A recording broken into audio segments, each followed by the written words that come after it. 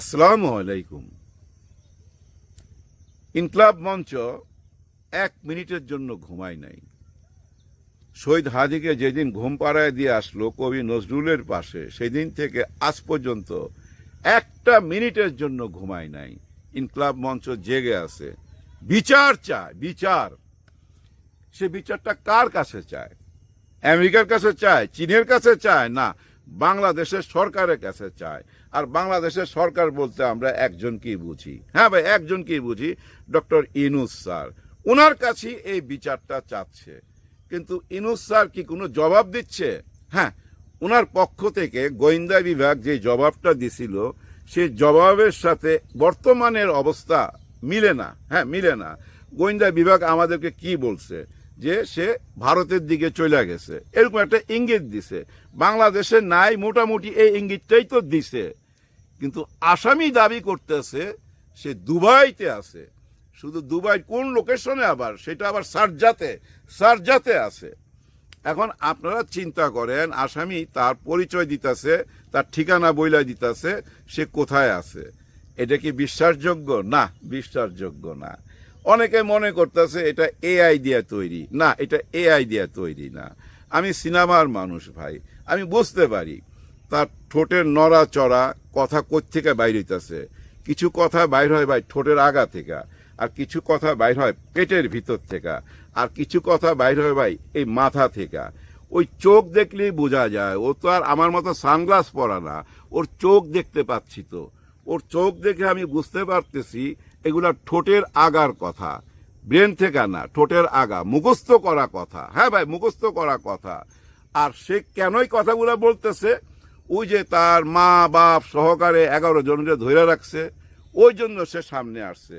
কিন্তু এই মা বাপ বা তার গার্লফ্রেন্ড, বউ, এদেরকে যদি না ধরতো তাইলে কি আসতো? হ্যাঁ, তারপরও সে আসতো। কারণ কি জানেন? তাকে নিয়ে কেউ খেলতেছে, তার পিছনে কেউ আছে, যা শিখাই দিতেছে সে তাই বলতেছে। আজকে একটা ভিডিও দেখলাম, এই ভিডিওতে সে বৈশা কথা বলতেছে, বোঝা যায় বৈশা কথা বলতেছে, যদিও বোঝার কোনো ক্ষমতা নাই, কারণ ক্যামেরাটা ঠিক এই জায়গাটা রাখে, ব্যাকগ্রাউন্ড যেন দেখা না যায়। তারপরে যে সে বৈশা রয়েছে একটা লাল চেয়ার বা প্লাস্টিকের চেয়ার বা সোফা, এরকম একটা কর্নার দেখা যাচ্ছে। তার মানে সে বৈশা কথা বলতেছে রিল্যাক্স মুডে। হ্যাঁ, রিল্যাক্স মুডে কথা বলতেছে। তার এই লাস্ট ভিডিওটা, মানে আমি 3টা দেখছি, জানি না কয়টা আপনারা দেখছেন, আমি 3টা দেখছি। শেষ যেটা দেখছি, এর পিছনে উদ্দেশ্য ছিল, বিরাট বড় একটা উদ্দেশ্য। প্রথম উদ্দেশ্য হইল সে ওসমান হাদিকে, শহীদ ওসমান হাদিকে এমন একটা জায়গায় নিয়ে যাচ্ছে ধীরে ধীরে। এর আগেও সে কিছু কথা বলছে যে আমি তাকে 5 লাখ টাকা দিছি একটা কাজ করাইবার জন্য।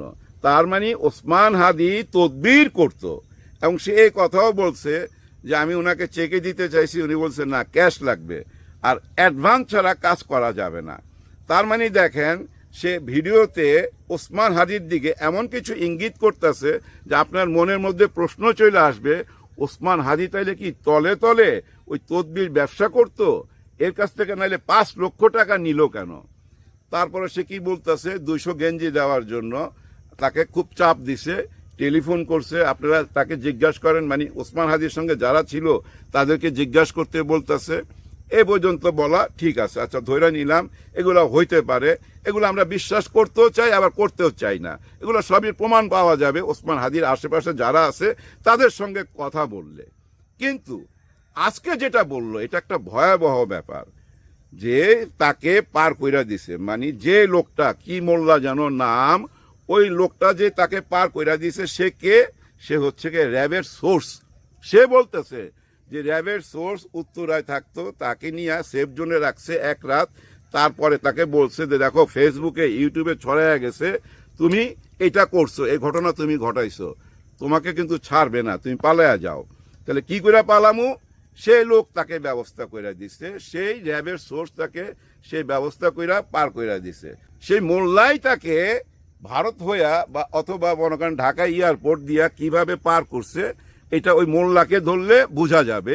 এইটাও সে শিখাই দিতেছে যে ওরে ধরেন। ওর নাম কি আমি ঠিক বুঝি নাই, সরি, নামটা আবার পরে আপনারা যাই না নিয়েন, ওর ভিডিও দেখলেই বুঝতে পারবেন। ওকে ধরতে ইঙ্গিত দিয়ে দিচ্ছে বাংলাদেশ পুলিশকে যে ওরে ধরলেই আপনি সত্যটা জানতে পারবেন। আবার তার নাম কেন বলতেছে? সে এত বড় উপকার করলো, তারে দুবাই পর্যন্ত পৌঁছায় দিল, তারপরও তার নাম কেন বলতেছে? এই জন্য বলতেছে তার সন্দেহ সেই তাকে এই খুনি বানাইছে। হ্যাঁ, সে আসল খুনিকে লুকায়া তাকে খুনি বানাইছে, এবং এই জন্যই তাকে পার কইরা দিয়া, যদি পালায়া যা, পার কইরা দিয়া তাকে খুনি বানাইছে, এটা সে বলতে চাচ্ছে।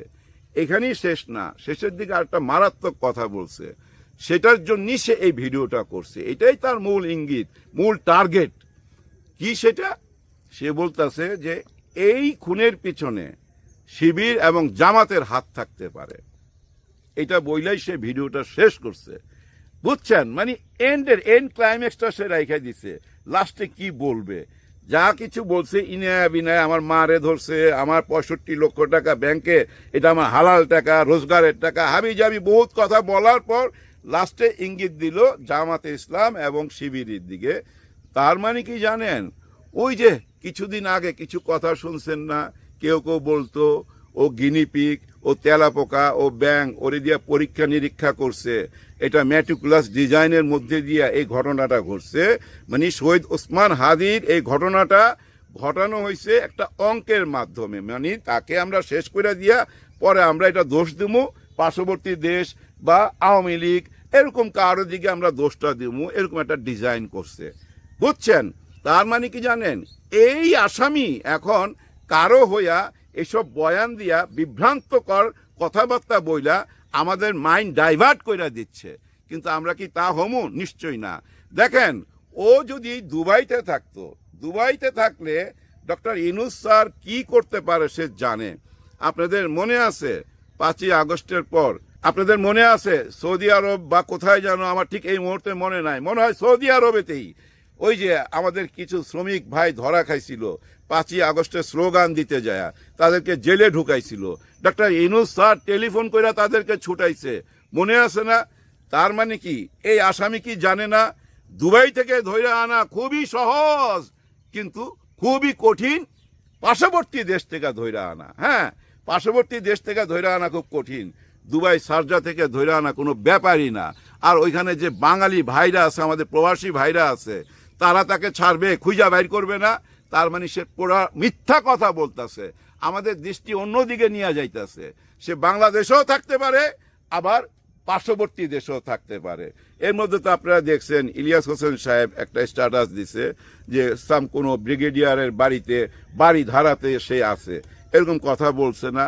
আমি জানি না ওখানে পুলিশ গেছে কিনা, র্যাব গেছে কিনা, আর্মি গেছে কিনা, কোনো ব্যাপার না ভাই। গুলশান থেকে যাইতে না হলেও 20 মিনিট লাগবে বাড়ি ধারার ওই লোকেশনে। কেন যায় খোঁজ করতেছে না, কেন চেক করতেছে না? যাই হোক, এই ক্রিমিনাল ভাই জাত ক্রিমিনাল। দেখেন, ও এত টাকা কামায়, কখনো গাড়ি কিনে নাই, ওই বাইক কিনছে, নিজে বলতেছে যে আমি একটা বাইক কিনছি। সবচেয়ে মজা কি জানেন? ও নিজে বাইক চালাইতে পারে না, এই জন্য বাইক চালাইবার জন্য আলমগীরকে রাখছে। আর ওই যে র্যাবের যে সোর্স আছে ওইটারে কি বলতেছে? ও আমার ছোট ভাই, ছোট ভাই। তার মানে সে কত বড় ডন, এই অরিজিনাল ক্রিমিনাল। ভাই ব্রাদার, অনেক মানুষের সাথে মিশছি জীবনে, আমি এসব ক্রিমিনালদের সাথে মিশছি, তাদের লাইফ স্টাইল দেখছি। এরা ভাই জানেন ধরা পড়লে কি করতে হবে, কারা তাকে বাঁচাইতে পারবে, ওই রাস্তাটা আগে করে। এরা উকিল পালে ভাই, 5-6টা করে উকিল পালে, এবং কোথায় কোথায় হাত রাখলে, কারে কারে টাকা দিয়ে রাখলে আমি এই ক্রাইমটা করতে পারুম, এটা সামলাইতে পারুম, ওই ব্যবস্থাটা আগে কইরা তারপর ওই ক্রাইমটা করে। এগুলা ভাই নিজের কাছে থেকে দেখছি, সামনে থেকে দেখছি। হ্যাঁ ভাই, অনেক মানুষের সাথে চলতে হয়, উঠতে হয়, বসতে হয়, যেহেতু সিনেমার লোক ছিলাম। যাই হোক, এখন শেষ কথা ভাই, এই ফয়সাল কোথায় আছে না আছে এগুলা কে বলবে? আমরা বলতে পারবো না। এই যে ভিডিওটা আমি আপলোড করতেছি কই থেকে, এটা কে বলতে পারবে? একটা সাধারণ লোক বলতে পারবে? বলতে পারবে না। কিন্তু এটা যদি সরকার চায়, সে 1 মিনিট লাগবে বাইর করতে, 1 মিনিট। কারণ আমি নোয়াখালীর কোন জায়গায় দাঁড়ায়া, কোন টাওয়ারের আন্ডারে এই কথা বলতেছি, কোথা থেকে আমি এটা আপলোড করতেছি, সবই ভাই বাইর করতে 1-2 মিনিটের ব্যাপার।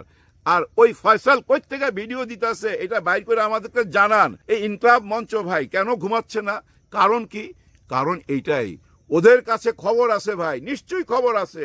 এই ডিপ স্টেটের ভিতর থেকে ভাই, সব জায়গায় তো সবাই লোক থাকে, এটা তো বুঝেন আপনি। আপনি একটা জিনিস খেয়াল করে রাখবেন যে আমাদের দেশে যতগুলো অর্গান আছে, আর্মি বলেন, পুলিশ বলেন, র্যাব বলেন, গোয়েন্দা বলেন, প্রশাসনের যে কোনো জায়গায় যান না কেন, দেখবেন আপনার নিজেরও 2-1 জন লোক খুঁজে পাবেন তেমনি এই ইনকলাব মঞ্চেরও ভাই ভিতর থেকে খবর নেওয়া আছে। কি খবর?